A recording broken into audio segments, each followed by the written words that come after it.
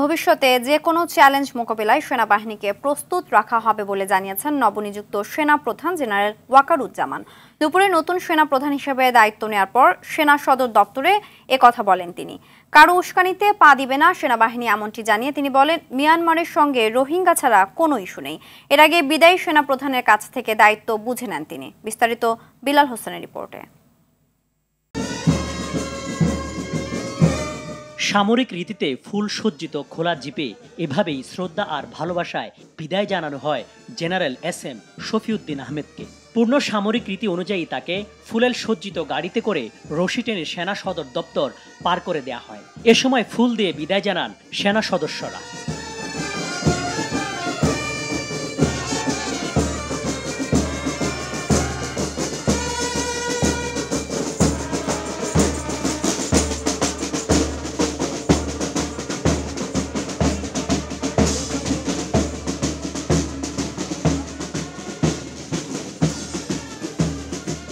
এর আগে সেনা সদর দপ্তরে নতুন সেনাপ্রধান জেনারেল ওয়াকারুজ্জামানকে দায়িত্ব বুঝিয়ে দেন বিদায়ী সেনাপ্রধান এসএম শফিউদ্দিন আহমেদ। দায়িত্ব নেয়ার পর সাংবাদিকদের নতুন সেনাপ্রধান বলেন, দেশ ও জনগণের প্রয়োজনে সব সময় পাশে থাকবে সেনাবাহিনী। সেনাপ্রধান হিসাবে আমার প্রধান দায়িত্ব হচ্ছে সেনাবাহিনীকে সবসময় যুদ্ধের জন্য প্রস্তুত রাখা, বিভিন্ন ভবিষ্যৎ চ্যালেঞ্জের জন্য প্রস্তুত রাখা। সেই কাজটাই ইনশাআল্লাহ আমি করে যাব। সেনাবাহিনী ইনএড টু সিভিল পাওয়ারে তার দায়িত্ব পালন করে। যদি সরকার আমাদের সেই দায়িত্ব দেয়, ওই দায়িত্ব আমরা নিষ্ঠার সাথে পালন করব। আমার অতীতে সেনাপ্রধানরা যারা কাজ করেছেন অত্যন্ত ভালোভাবে কাজ করেছেন। তারপরেও শৃঙ্খলা একটা ইস্যু থেকেই যায়।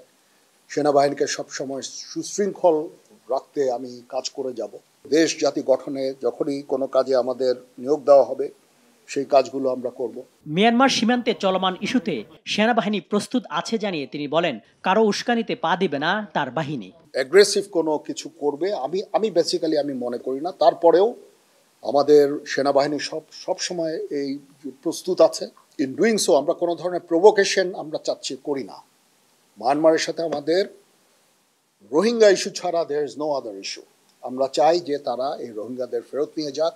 তাছাড়া তাদের প্রতি আমাদের অন্য কোনো ধরনের বিদ্বেষ বা কোনো ধরনের সমস্যা আমি দেখি না। এর আগে সকালে শিখা অনিবানে পুষ্পস্তবক অর্পণ করেন বিদায়ী সেনাপ্রধান জেনারেল এসএম শফিউদ্দিন আহমেদ। পরে সেনাকুঞ্জে তাকে দেয়া হয় বিদায়ী গার্ড অব অনার।